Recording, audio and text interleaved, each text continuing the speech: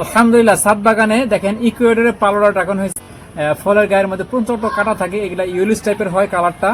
আর আজকে 15 নভেম্বর 2025 সালে আমাদের ছাদ বাগান থেকে আমরা হারভেস্ট করবো এবং এটা খেয়ে দেখবো কেমন হয়। এটা খেতে গেলে প্রথম আমাদের কি করতে হবে, প্রথমে এটা কাটাগুলো ফেলে নিতে হবে, তাছাড়া কিন্তু ধরা যায় না সহজে।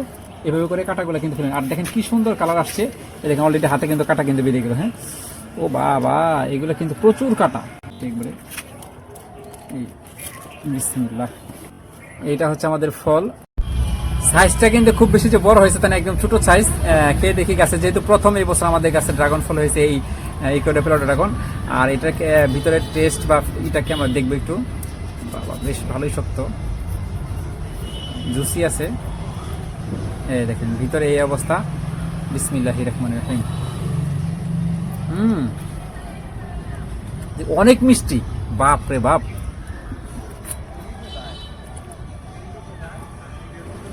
অনেক মিষ্টি, জুসি প্রচুর, অনেক মিষ্টি, আলহামদুলিল্লাহ।